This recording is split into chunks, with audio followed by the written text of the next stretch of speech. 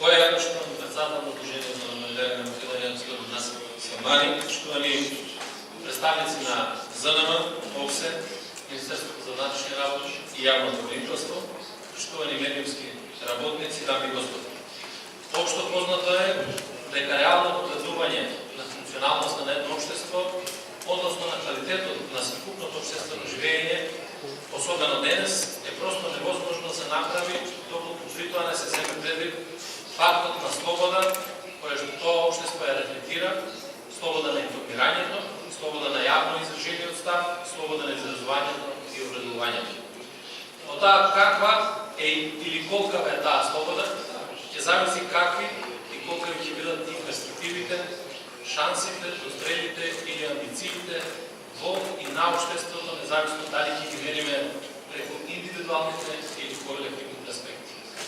Значи, станува збор за темелни вредности и начела во кои што слободата на информирањето и известувањето, слободата на непречено вршење на новинарската професија се незаобиколни и суштествени одредници кои го даваат смислот на сето она што дефинираме како јавно работење и јавен интерес.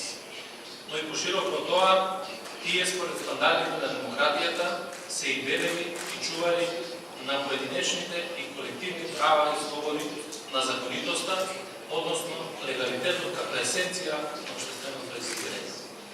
Потаму не треба да се има ни малку дилема дека една од примерни задачи и должности на институциите на системот на извршната власт, односно на оние кои што добиле мандат да владеат, е постојано на работата на креирање квалитетен амбиент за остварување на сите тие слободи важни за функционирањето на медиумите, да ги надградуваат и принципи, да комуницираат и соработуваат со средната сила. Интересот, односно бенефитот е заеднички и поетизначен, како за медиумите, новинарите и за институциите, така и за јавноста и за граѓаните. За Министерството за вътрешни работи, за мене како негов раководител, предходно нотирано е неспорен императив. Естествено на тоа ние сме и текако упатени едни на други, обврзани, континуирано да радиме со работа, релации и комуникација, која што колку што ќе продуцира квалитетно, прецизно презентирање, односно гласност на нашето институционално функционирање, во уште поголема мера ќе овозможи сигурни и непречени услови за вршење на самата новинарска професија. Без закани, без насилства, без какви било пречки, што би биде проблем за кој да е медиум или новинар. Се надевам дека јавноста, но и новинарската фела, обединета во Сдруженијето на новинари на Македонија, го споделуваат впечатокот за евидентни активности и изчекори, што МВР во изминатива година дена ги направи во поглед на напредување на соработката со медиумите и нивните сдруженија. Но и во поглед на поголемиот степен на ефикасна заштита на новинарите и други медиумски работници, зашто пак најилустративно говори фактот дека сите предмети, односно пријави за физички напади врз новинари од јуни 2017 година наваму се расшириле на Министерството за вътрешни работи.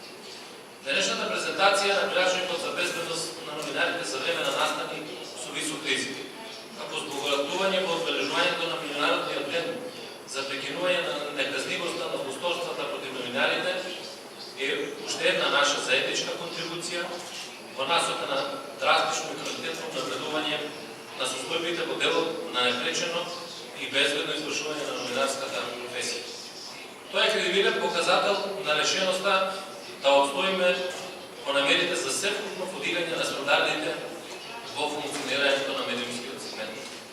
И јас ве уверувам дека и во иднина константно ќе соработуваме со новинарите и новинарските движенија во овој град.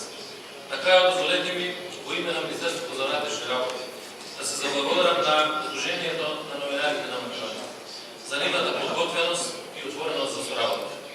Исто така сакам да се заблагодарам на нашите проверени и достапни партнери, Мисијата на ОПСЕ во Република Македонија, со кои што заеднички споделуваме многу проекти и активности во реформирањето на полицијата. Искрено повеќе од убеден сум дека оваа плодна соработка, заеднички активности ќе продолжат и ќе се интензивираат во периодот што е пред нас. Благодарам на вниманието.